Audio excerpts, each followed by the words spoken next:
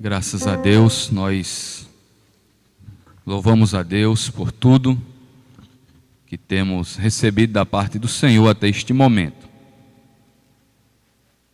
Vamos abrir as nossas Bíblias no texto que foi lido como leitura oficial deste culto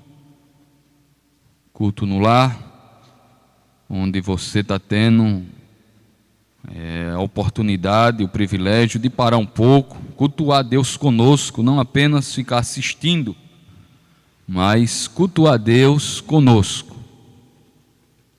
E agora teremos a oportunidade, o privilégio de ouvir a exposição da palavra de Deus.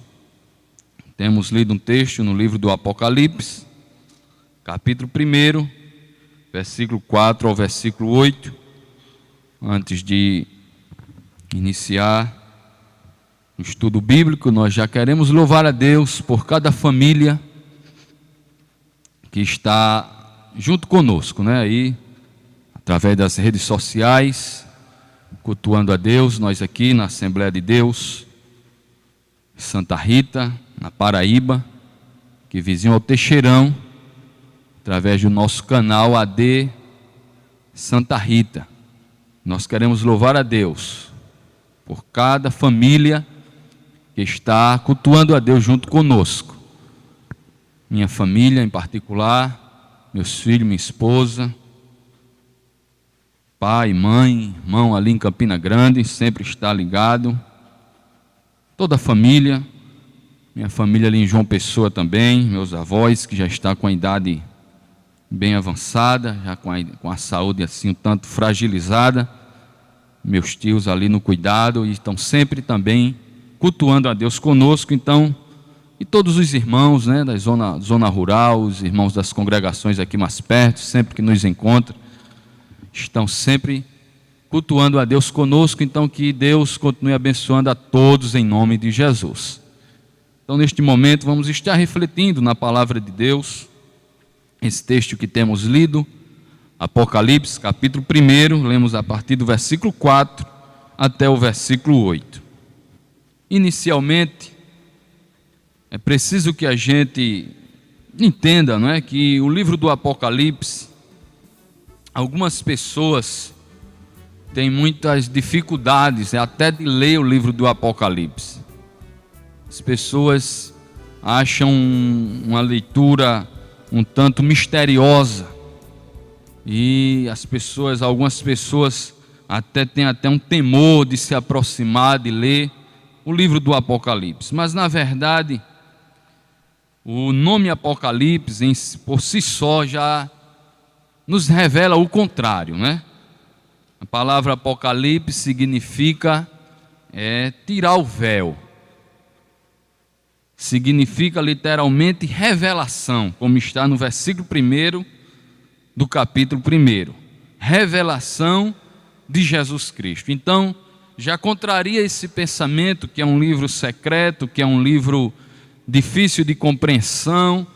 Na verdade, o livro do Apocalipse é Deus revelando, tirando o véu daquilo que está oculto com relação aos acontecimentos futuros, e Deus está revelando exatamente ao seu servo João, com o propósito de ser lido nas igrejas, de essa escrita ser lida nas igrejas, e tem o propósito de alertar a igreja para as coisas que certamente haveriam de acontecer. Não coisas que talvez acontecessem, não coisas que supostamente iriam acontecer. Não é uma conjectura, não, é uma certeza, é uma afirmação, é uma convicção. O texto está escrito que são coisas que devem acontecer. Então, o livro do Apocalipse tem esse significado, essa importância para todos nós. É bem verdade que alguns, por não terem contato com a Bíblia, não conhecerem a Bíblia, não conhecerem a Deus, não conseguem compreender a mensagem do Apocalipse. Desde quando ele foi escrito, em um tempo de muita perseguição, em um tempo de muita adversidade que a igreja estava enfrentando. Então, muitos não compreendiam a mensagem do Apocalipse, mas a igreja do Senhor, a igreja comprada pelo sangue de Jesus, compreendia e compreende claramente aquilo que está escrito, a mensagem do Apocalipse, que podemos resumir que o livro do Apocalipse quer trazer uma mensagem, na verdade, de vitória para a igreja militante, a igreja que no decorrer dos anos vai sofrendo desde o seu início e vai sofrendo até hoje, os dias atuais. Então o livro do Apocalipse vai nos mostrar que Jesus Cristo, que Ele mesmo que disse: eu edificarei a minha igreja e as portas do inferno não vai prevalecer contra a minha igreja. Esse Jesus, Ele nos leva à vitória completa, aleluia. O livro do Apocalipse nos mostra a vitória de Cristo e da sua igreja, e assim a gente vai entender que Deus está realmente guiando todas as coisas para a glorificação do seu próprio nome e para a vitória de Cristo e da sua igreja. Então o livro do Apocalipse traz essa mensagem de maneira clara para aqueles que já tiveram assim uma experiência com Cristo, com a palavra de Deus. E a gente entendemos também que o Apocalipse é um livro de caráter cristocêntrico. Cristo é o centro de tudo. Cristo é o centro de tudo.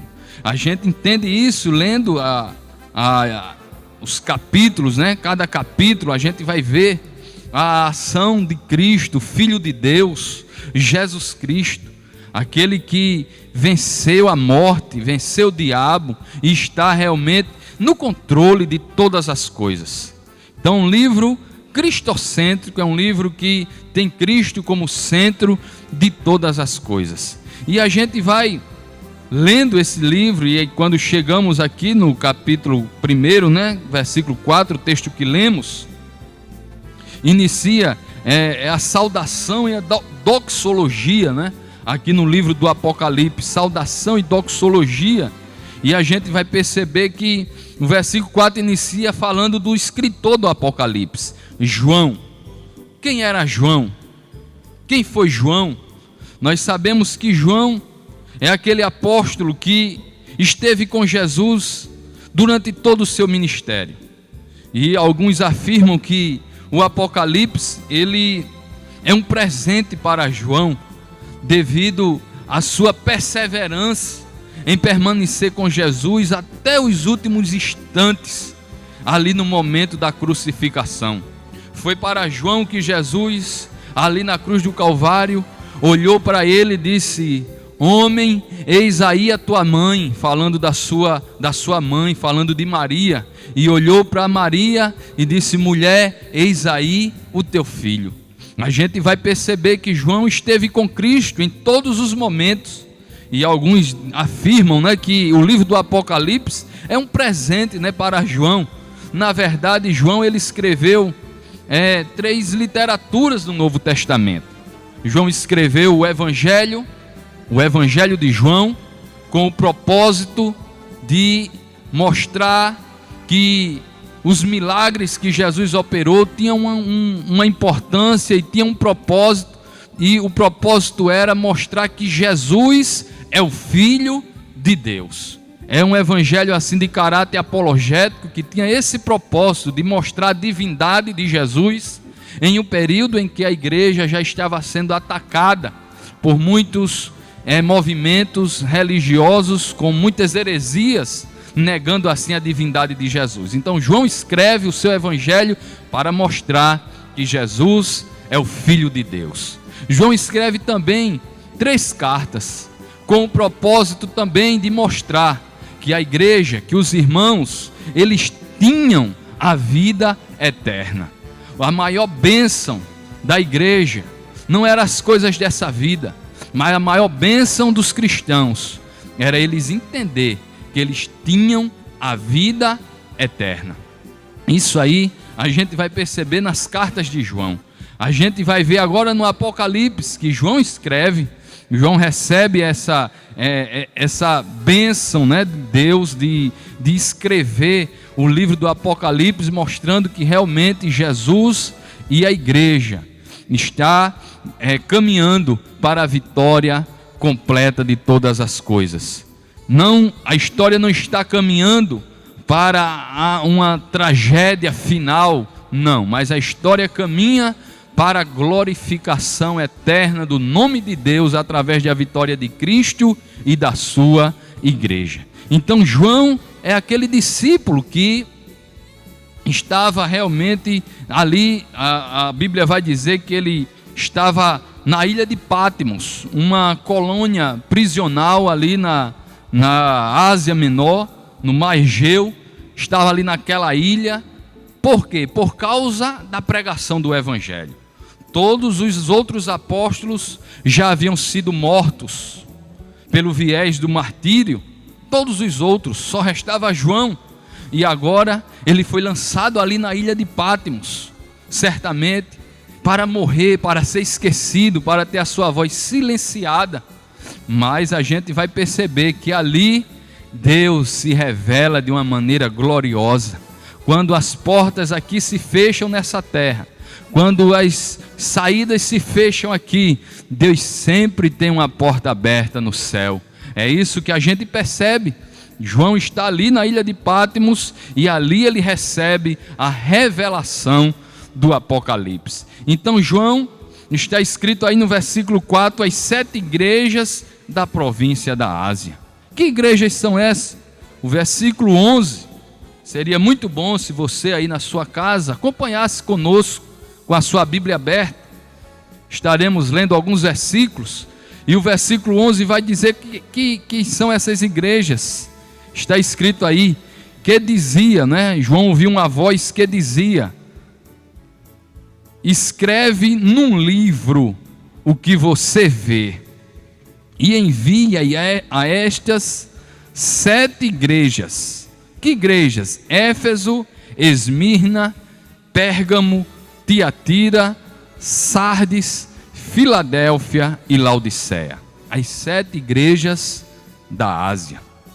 Então, João estava tendo a direção para escrever num livro e enviar esse livro para essas 7 igrejas. E a gente entende que essas igrejas, elas têm o seu contexto histórico, é verdade, e segundo os amados irmãos que têm o privilégio de viajar para aquela região ali da Turquia e de Israel e visitar essas cidades, há sempre uma fala dessas pessoas que fazem essa viagem, que essas igrejas elas não existem mais, e a gente entende que na verdade a mensagem a essas igrejas elas representam a igreja do Senhor de toda a face da terra, porque quando olhamos as mensagens a essas igrejas, que começa no capítulo 2, a gente vai perceber que até hoje a igreja tem as características dessas 7 igrejas.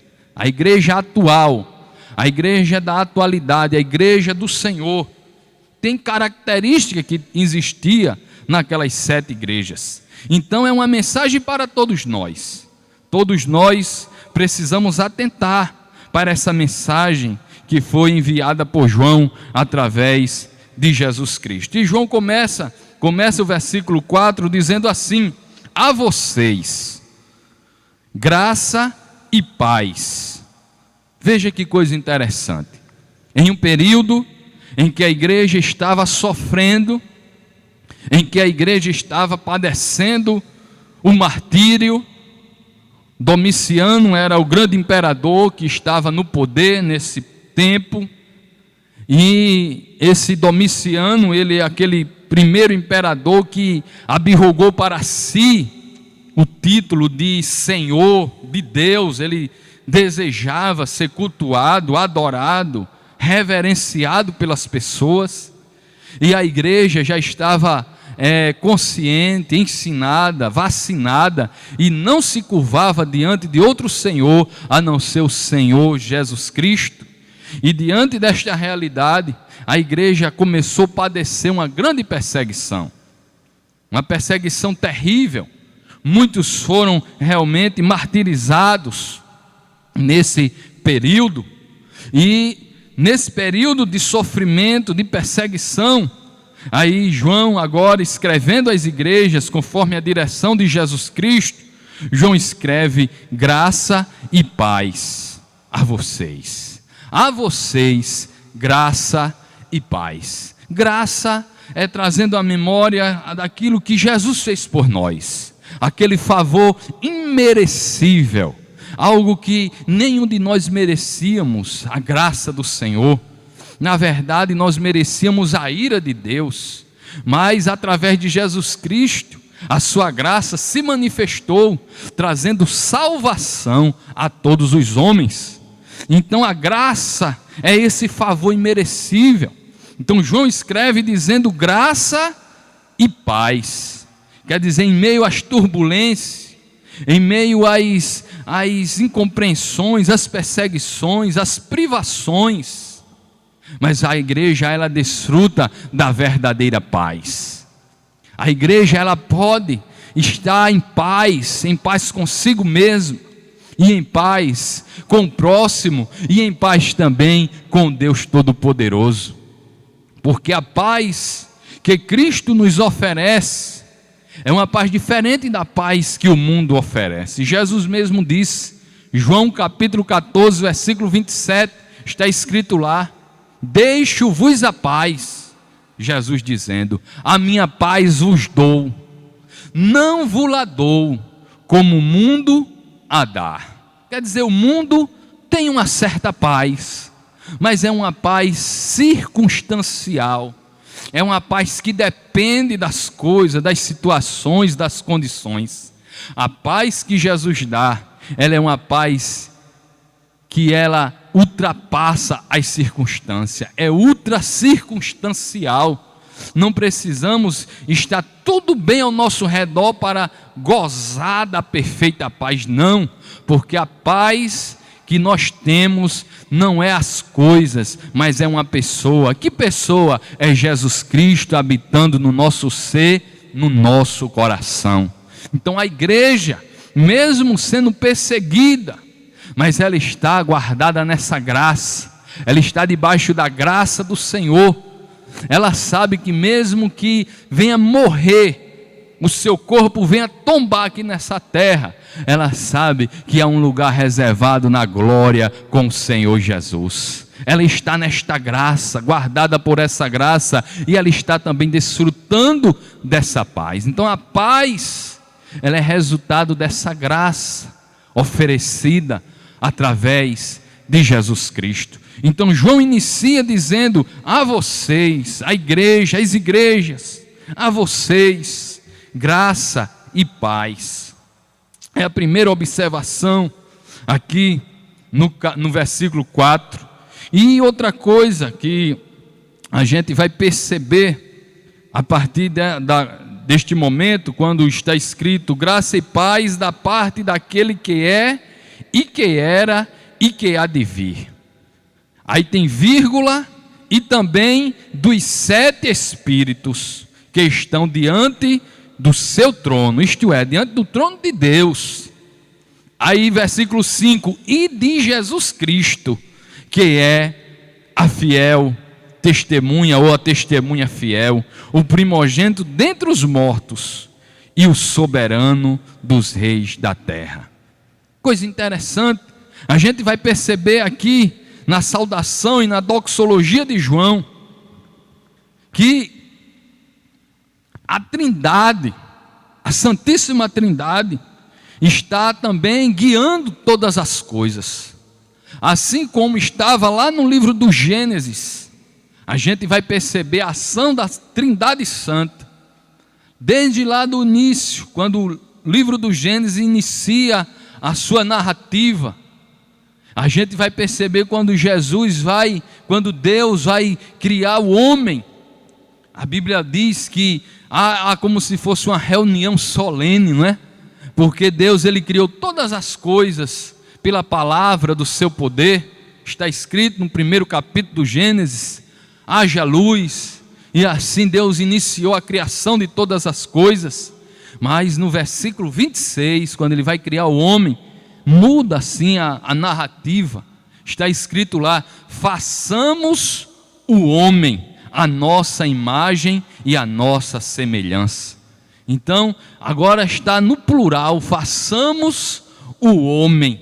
O Deus que vinha criando todas as coisas com a sua palavra, agora está escrito: façamos o homem. Então vemos a ação da Trindade na criação, no início de todas as coisas, e vemos aqui também no final, no livro do Apocalipse, na consumação de tudo, está escrito aí a ação da Santíssima Trindade. Primeiro está se referindo a Deus, quando está escrito: a vocês graça e paz da parte daquele que era e que é e que há de vir.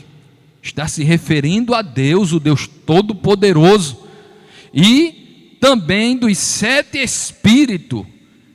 É um consenso entre os estudiosos da Bíblia, pelo menos a grande maioria, entender que essa expressão 7 Espíritos está se referindo ao Espírito Santo, porque o número 7 é um número simbólico que fala de perfeição, de completude, perfeito. Então essa expressão 7 Espíritos está se referindo à ação do Espírito Santo. Então a gente percebe aí a ação de Deus, aquele que é, que era e que há de vir, e dos 7 Espíritos, está bem claro, separado, por vírgulas. E versículo 5, 7 Espíritos que estão diante do seu trono, falando de Deus. E versículo 5 agora apontando para Jesus, e de Jesus Cristo. E agora vai haver assim algumas explicações sobre Jesus Cristo. Como falei, porque o livro do Apocalipse é um livro cristocêntrico. E aqui vem João dizendo aqui de Jesus Cristo, que é a fiel testemunha, ou testemunha fiel, aquele que não há engano nele, não há dolo, não há hipocrisia, não, ele é fiel. Está escrito na Bíblia que ele palmilhou por essa terra, em tudo ele foi tentado, mas sem pecado. A fiel testemunha que está diante de Deus. E diz também que ele é o primogênito dentre os mortos. Por que primogênito dentre os mortos? Está se referindo exatamente ao seu poder sobre a morte. Porque Jesus, ele é o primeiro que ressuscitou para nunca mais provar a morte. Ele morreu, é verdade. E ele vai dizer isso quando ele vai falar com João. Ele vai dizer isso: eu sou aquele que fui morto, mas estou vivo para todo sempre. Então Jesus, ele é o primogênito dentre os mortos, porque ele é o primeiro que morreu, mas ressuscitou e nunca mais vai provar a morte. Diferente das pessoas que ele mesmo ressuscitou durante o seu ministério.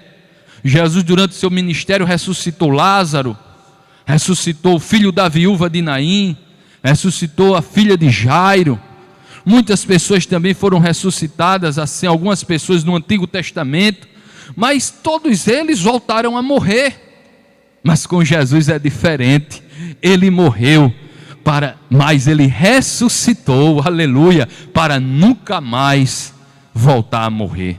Ele morreu e ressuscitou e está vivo para todo sempre. E nos dá também a certeza, a garantia que um dia também aqueles que morrem em Cristo hão de ressuscitar.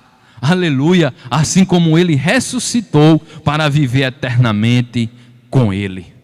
É uma doutrina cristocêntrica, uma carta cristocêntrica, mostrando, um livro cristocêntrico, mostrando o senhorio de Cristo sobre todas as coisas, inclusive sobre a morte. Então, primogênito está aí. Ele é a fiel testemunha, ele é o primogênito dentre os mortos, e ele também é o soberano dos reis da terra. Quer dizer, nada está fora do controle dele. Ele manda em tudo. João, quando escreve o seu evangelho, João inicia glorificando a ele, dizendo que ele é o verbo de Deus e ele é aquele que criou também todas as coisas, e não só criou, como ele sustenta todas as coisas. Então ele está no controle de todas as coisas. As coisas podem sair do controle dos homens, do controle das autoridades, do controle dos cientistas, do controle dos mais renomados políticos da face dessa terra, mas jamais vão sair do controle dele, porque ele é o soberano, ele está acima de tudo e de todos. Mas, irmão, apesar da sua soberania, diz ainda o versículo 5, o que é que ele faz? A Bíblia diz aí, continuando o versículo 5, que ele nos ama.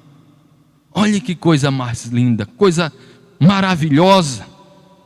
A igreja sendo exortada a compreender que Jesus, independente de qualquer circunstância, ele nos ama.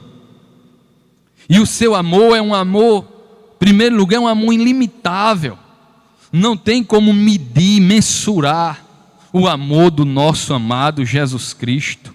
Não tem como. Lá em João 3,16, o textuário da Bíblia está escrito: porque Deus amou o mundo de tal maneira. Tal maneira quer dizer, não tem como limitar esse amor. É um amor ilimitável, mas também é um amor incondicional. Ele nos ama de uma maneira que ele não impõe condições para nos amar. Não importa o que eu faço, não tenho nada que fazer para ele me amar mais, nem tenho que deixar de fazer nada para ele me amar menos. Não, ele me ama e o seu amor é incondicional. Ninguém merece o seu amor, mas ele nos ama de maneira incondicional. E o amor dele também é um amor sacrificial. Veja que está escrito: ele nos ama e nos libertou dos nossos pecados por meio do seu sangue. Por meio do seu sangue, derramou o seu sangue, um amor sacrificial. Ele apenas não diz que ama, mas ele prova que nos ama. Está escrito, o apóstolo Paulo escrevendo, diz que Deus prova o seu amor para conosco, em que Cristo Jesus morreu na cruz pelos nossos pecados. Ele diz e ele prova que nos ama. Então vemos nesse versículo aqui, nesse texto, que além de Jesus nos amar, ele provou que nos ama e nos libertou dos nossos pecados, porque o pecado, é bom que você entenda, meu irmão, que está cultuando a Deus conosco, talvez você, como disse o irmão Josivaldo, alguns que estão afastados do Evangelho, algumas pessoas amigas que ainda não entenderam esse projeto glorioso de Deus. Você precisa entender que Jesus, ele nos amou a ponto de morrer por nós, porque o nosso pecado exigia sacrifício. E o que Jesus fez por nós, ninguém poderia fazer. Jesus, ele morreu para nos libertar das garras do poder do pecado. Nesse tempo de calamidade social, na saúde, onde se fala muito nessa enfermidade, nesse vírus terrível, é bom que você entenda uma coisa: talvez o foco de uma enxurrada de informação é para que as pessoas percam o alvo do que é a pior doença do ser humano, a pior enfermidade do ser humano. Não é, eu preciso lhe dizer, não é o coronavírus, não é o Covid-19, não. não é a AIDS, a pior doença não é o câncer, não. A pior doença ainda é o pecado. O pecado, ele separa o homem de Deus. O pecado, ele mata o corpo e também leva a alma para a perdição eterna e para viver separado de Deus eternamente.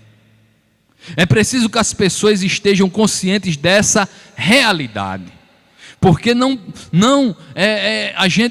a gente fica surpreso e perplexo com tanta morte, notícia de tanta morte. Todas as manhãs os jornais já iniciam mostrando que morreu um número recorde.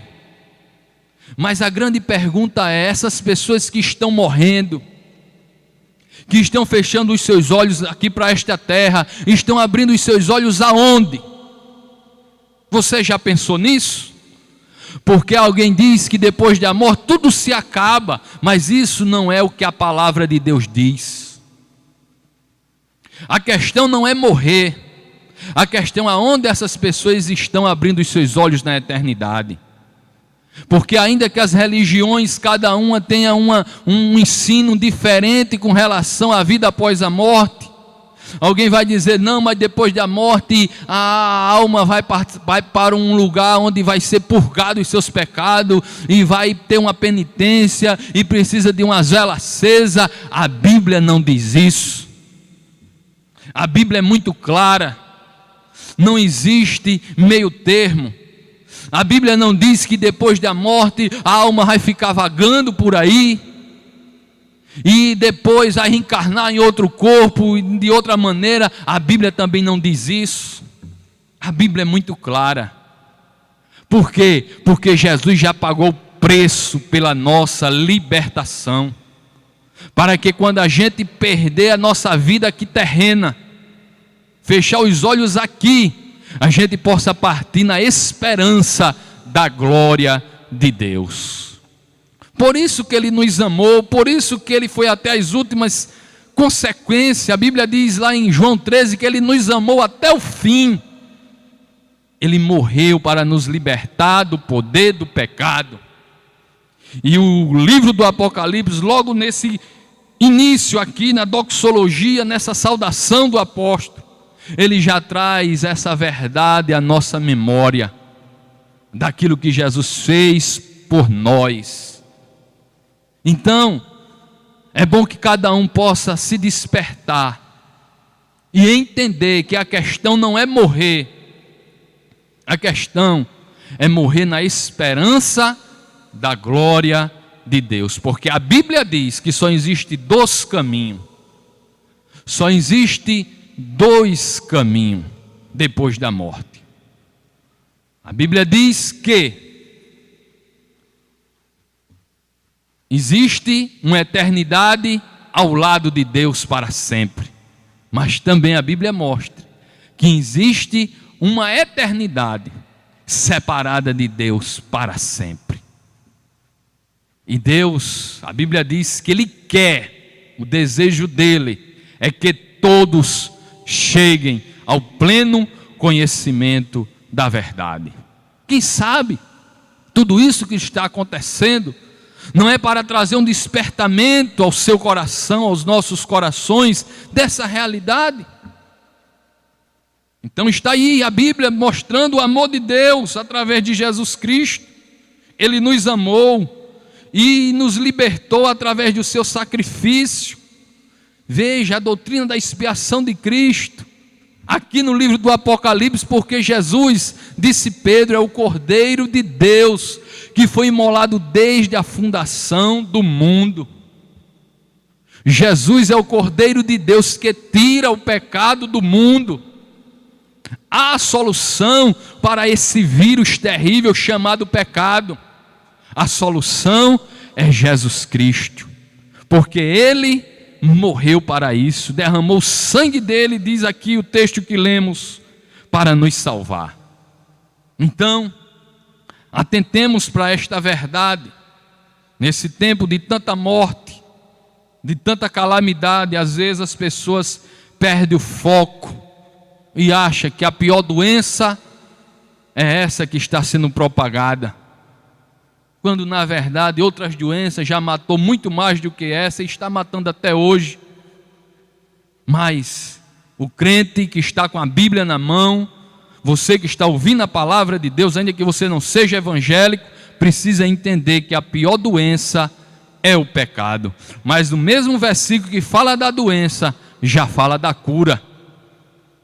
Porque a Bíblia não é um jornal sensacionalista não, que só aponta a desgraça e só aponta o problema e a dificuldade, não. A Bíblia já mostra a solução. O pecado, ele tem solução. É um vírus terrível, mas tem solução. A solução é Jesus Cristo. Jesus Cristo, ele nos libertou do pecado por meio do seu sangue. Então, continua o versículo 6 falando ainda de Jesus Cristo. O que foi que ele fez em nós ainda através do seu sacrifício? Além de nos libertar do pecado, dos nossos pecados, diz o versículo 6, ele nos constituiu. Olha que coisa linda. Nos constituiu reino e sacerdotes para servir a Deus, ao seu Deus e Pai. Então veja, estávamos escravos do pecado, presos pelo poder do pecado, mas aí Jesus veio, derramou o seu sangue, nos libertou do pecado e agora ele nos constituiu. Olha que maravilha, nos constituiu reino e sacerdote para servir a Deus.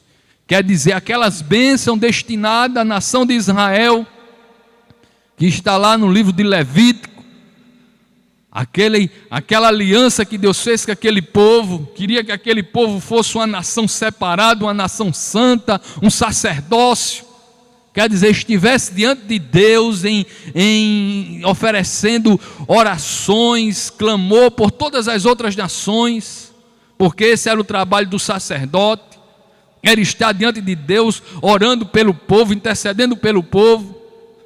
Aí, agora a igreja de Cristo, aqueles que abraçaram o projeto de Cristo de salvação, a Bíblia diz que ele nos constituiu reino e sacerdotes. Que coisa maravilhosa. Então, meu amado irmão, minha irmã, você que já conhece a palavra de Deus, você pode se alegrar, você pode glorificar a Deus por aquilo que Jesus já fez por nós. Infelizmente, esses últimos dias é marcado por muitas heresias, e as pessoas até na igreja com a Bíblia na mão, mas é tanta gente preocupada naquilo que Deus pode fazer, naquilo que Deus vai fazer, e quando alguém ouve uma mensagem desse tipo, que Deus vai fazer, que Deus vai dar, que Deus vai mandar, as pessoas ficam eufóricas, esquece que a maior vitória Cristo já nos deu. Ele já nos deu, Ele já fez em nós. Nós já somos reinos e sacerdotes para Deus e seu Pai, como diz a Bíblia aqui no versículo 6. Então Cristo já fez tudo em nós. E agora no versículo 7, ainda no versículo 6, a última parte, diante dessa verdade, né? Daquilo que Deus é, daquilo que o Espírito Santo é, daquilo que Jesus é, daquilo que Jesus fez por nós, pela igreja. Aí João agora brada em doxologia, quer dizer, em adoração, em glorificação a Ele. E João diz: a Ele seja a glória e o poder para todos sempre. Amém. A Ele seja a glória. Não tem como dar glória a outro. Só a glória, só Ele merece, só a Ele pertence. Só Ele. Infelizmente, como temos dito, hoje, nesses dias que antecedem a vinda de Jesus, muitas pessoas estão esquecendo de glorificar a Ele, de transferir a glória para Ele. E está assim, invadindo as igrejas, uma mensagem muito humanista, uma mensagem antropocêntrica, aquela mensagem, né? aquela visão do iluminismo, da idade lá antiga, onde o homem é o centro de tudo. Isso está voltando, e muitas igrejas se enveredaram por esse caminho, estão esquecendo que o homem não é nada e Jesus é tudo, e a gente só somos alguma coisa por causa da ação salvífica e a revelação da graça de Jesus em nós. Então a ele, João se rende, e João adora, e João glorifica. João diz: a ele seja a glória, não só hoje, não só amanhã, não só este ano, mas para todo sempre ele merece ser adorado e glorificado. E agora no versículo 7, João vai entrar agora em outra doutrina fundamental da nossa fé. Veja, a Trindade, e agora ele vai falar de outra doutrina tão linda, quando ele diz: eis que ele vem. Ele quem? Jesus. Ele vem com as nuvens, e todo olho o verá, até mesmo aqueles que o transpassaram, e todos os povos da terra se lamentarão por causa dele. Assim será. Amém. Então João agora fala da doutrina fundamental da nossa fé, que é a doutrina da segunda vinda de Jesus. Está escrito aí, João está dizendo: eis que ele vem. Ele vem.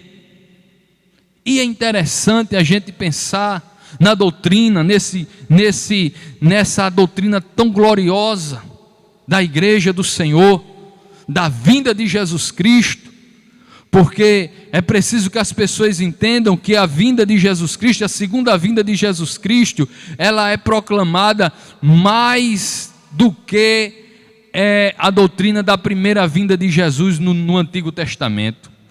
No Antigo Testamento se fala mais na doutrina da segunda vinda de Jesus do que da sua primeira vinda, quando ele veio para morrer por nós. Quase todos os livros do Novo Testamento fala da doutrina da segunda vinda, exceto o livro de Judas, aliás, o livro de Filemon, o livro de 2ª e 3ª João, as cartas de 2ª e 3ª João e o livro de Filemon. Apenas esses 3 livros não fazem referência à segunda vinda de Jesus. Todos os outros livros do Novo Testamento testificam da segunda vinda de Jesus. Mas eu preciso lhe dizer uma coisa: ninguém sabe o dia que Jesus vem. Todos aqueles que se enveredaram pelo caminho de tentar marcar uma data caíram na vergonha. Todos aqueles que inventaram, que se lançaram a marcar uma data da vinda de Jesus, foram envergonhados, porque a Bíblia não diz o dia que Jesus vem. Porém, a Bíblia fala de sinais que antecederão a sua vinda. Existem sinais, a Bíblia fala de sinais que antecederão a vinda de Jesus. E a gente podia olhar aqui vários textos. Os evangelhos falam dos sinais que antecederão a vinda de Jesus. Mateus, a partir do capítulo 24. Marcos, capítulo 13. Lucas, capítulo 21. As cartas de Paulo fala do dia do Senhor. E é interessante a gente entender que João está tratando desse assunto para mostrar exatamente que o Deus que começou a boa obra, ele há de aperfeiçoar todas as coisas. E a perfeição de todas as coisas está exatamente na vinda gloriosa de Jesus Cristo.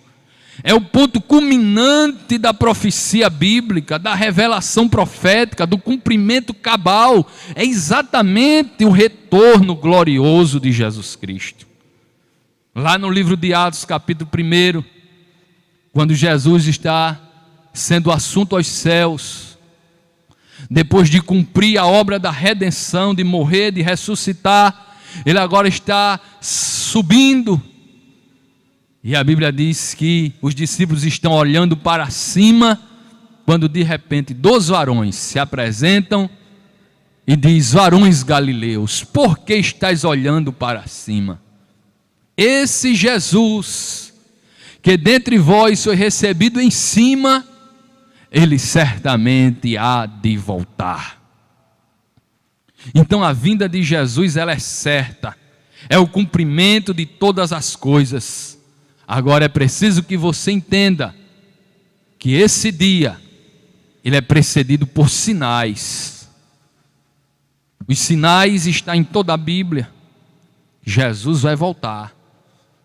E eu fico pensando nisso, e desses muitos textos que citei, eu queria ler apenas Lucas 21, para que todos nós venhamos estar bem conscientes que a qualquer momento essa profecia pode acontecer, o cumprimento, Jesus chegar para buscar a sua igreja. Lucas 21, a partir do versículo 29, Jesus faz aqui pelo menos três exortações muito fortes, deixando assim alguns sinais que antecederão a sua vinda. Ele está falando de uma parábola, não vou ler para a gente não se estender muito, mas ele começa falando da parábola da figueira, e ele diz: olhe para a figueira e olhe também para todas as árvores. Claro que Jesus não está falando da árvore em si, é uma comparação, e a gente percebe que pela Bíblia que a figueira é um símbolo assim da nação de Israel. Jesus está dizendo: olhem para Israel. E quando a gente olha para os acontecimentos, tudo que envolve aquela nação ali de Israel, aquela nação que é um pedacinho de terra, um estado menor do que o menor estado do nosso Brasil, que é Sergipe. Israel é menor, mas tudo que eles passaram, toda a sua história e tudo que eles passam até hoje, não tem como a gente não entender que quando Jesus dizia: olhe para Israel, é porque Israel é um sinal evidente da vinda de Jesus.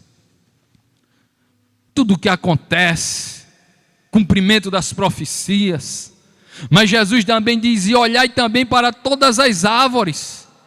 Essas outras árvores representam as nações. Olha as nações perplexas. E é interessante, o Salmo 2 diz que as nações se reúnem, né? Porque se amonitam os povos, né? Se reúnem os povos para estar planejando, preparando armadilhas contra o Senhor e contra o seu ungido. Salmo 2 você pode ler com muita calma. As nações, os povos. E a gente vê, irmão, que as nações, principalmente as nações mais poderosas, financeiramente falando, parece que as nações estão querendo tirar Deus da sua agenda. As pessoas vivem como se Deus não existisse, ao seu bel prazer, às suas próprias vontades, se rebelando contra Deus, contra o Criador de todas as coisas.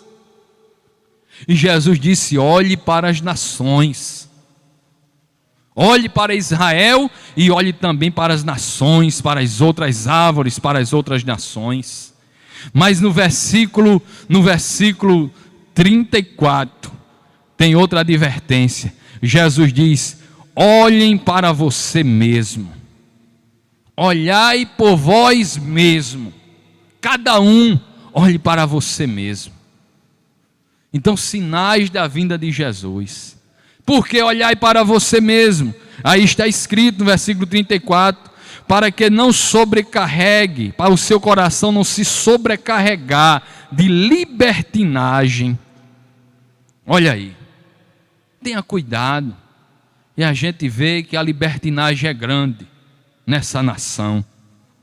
Bebedeiras, as ansiedades da vida, prazeres, irmão, desordenados, desenfreados, a iniquidade se multiplicando, a zombaria. Então Jesus está dizendo: olhe por você mesmo, para que você não entre por esse caminho de libertinagem. Então a gente vê diante dos nossos olhos jornais, a libertinagem, o descaso das pessoas, das famílias, dos jovens. Acabamos de atravessar um período de carnaval terrível, onde aproveita-se a festa envelopada de uma cultura pagã, antibíblica, para zombar de Cristo, do Criador de todas as coisas. Então veja, Jesus está dizendo: tenha cuidado, para você não se sobrecarregar dessas coisas. Libertinagem, bebedeiras, os cuidados dessa vida, colocando em primeiro lugar os seus próprios interesses, esquecendo que Jesus disse: buscai em primeiro lugar o reino de Deus e a sua justiça. Então são sinais que antecedem a vinda de Jesus. Mas eu quero concluir esta reflexão reafirmando para o meu coração e para o seu coração que Jesus vem. Está aí os sinais, você pode ler em casa com mais atenção.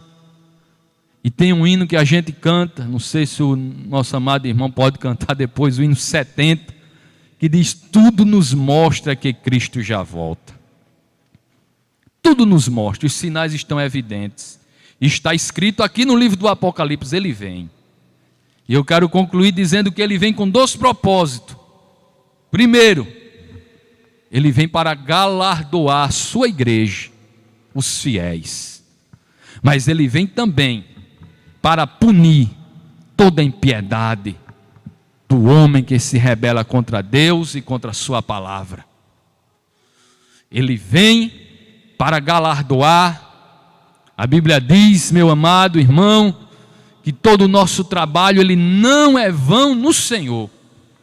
Tudo o que fazemos para Deus, para o próximo, com a motivação certa, está tudo diante do Senhor. Está escrito que ele vem, a recompensa está com ele, e ele vai dar a cada um segundo a sua obra. Ele vem para galardoar a sua igreja, mas ele vem também para julgar. Então hoje o homem pode zombar, pode escarnecer, virar as costas para a graça, para o amor dele, mas um dia a Bíblia diz que todos terão que se curvar diante dele. Todos vão reconhecer que ele é o Senhor. A Bíblia diz que ele vem. Está escrito lá no livro de Malaquias que esse dia vem ardendo como fogo. E todos os ímpios serão castigados. Mas para vós que temeis o nome do Senhor, nascerá o sol da justiça. Diz lá também no profeta Daniel: muitos dos que dormem no pó da terra vão ressurgir, uns para a alegria e para o gozo eterno, e outros para a vergonha e o desprezo eterno. É a Bíblia que diz. A Bíblia diz que nesse dia também ele vai separar o bode das ovelhas. As ovelhas ele vai dizer: vinde benditos de meu Pai, venha, tome posse da herança que está preparada para você desde a fundação do mundo. Foste fiel no pouco, sobre o muito te colocarei, entra no gozo do teu Senhor. Mas o mesmo Jesus vai dizer para os bodes: apartai-vos de mim, para o fogo eterno, preparado para o diabo e seus anjos. Então a doutrina bíblica está diante de nós, o ensinamento, ele vem, os sinais estão aí, e ele vem com esses propósitos: galardoar a sua igreja, receber a sua igreja na glória, mas também trazer um juízo sobre todos aqueles que endurecem o seu coração para a palavra de Deus. Então hoje é tempo da graça. Então aqui o versículo 8 encerra dizendo assim: eu sou o alfa e o ômega. É como ele estivesse assinando agora. Está assinando o que ele está dizendo. Eu sou o alfa e o ômega, diz o Senhor Deus, o que é, o que era e o que há de vir, o Todo-Poderoso, o El Shaddai. Estou assinando, estou dizendo que vou fazer e vou fazer. Vou concluir a obra que eu comecei. E é lindo que o livro do Apocalipse termina com um convite. Termina mesmo com um convite. Abra sua Bíblia aí, capítulo 22, versículos 18. Diz aí, versículo 17: o Espírito e a noiva dizem: vem. Todo aquele que ouvir, diga: vem. Quem tiver sede, venha. Quem quiser, beba de graça da água da vida. Aí versículo 20 diz: aquele que dá testemunho dessas coisas diz: sim, venho em breve. Amém. Vem, Senhor Jesus. E encerra com a graça do Senhor seja com todos. Amém. Então que Deus nos abençoe. Se você é um crente fiel, obediente à palavra, saiba que Deus está cuidando de tudo, e certamente suas promessas há de se cumprir, e a obra que Ele começou na sua igreja, Ele vai aperfeiçoar para a glória do seu próprio nome. E se você ainda não tomou uma posição diante do Evangelho de Jesus Cristo, se você está afastado dos caminhos do Senhor, ou se você é um crente, mas está meio frio, desanimado, com o seu coração voltado para as coisas dessa vida, a palavra de Deus para você e para mim, para todos nós, é tempo de despertar. Jesus está voltando, aleluia, e eu estou lutando para isso, chegar lá no céu, e quero encontrar você lá também, para a glória do nome do Senhor. Ali estaremos para sempre com Ele, glorificando, o exaltando pelos séculos dos séculos. Amém. Que Deus abençoe sua vida, que Deus abençoe a sua família, em nome de Jesus.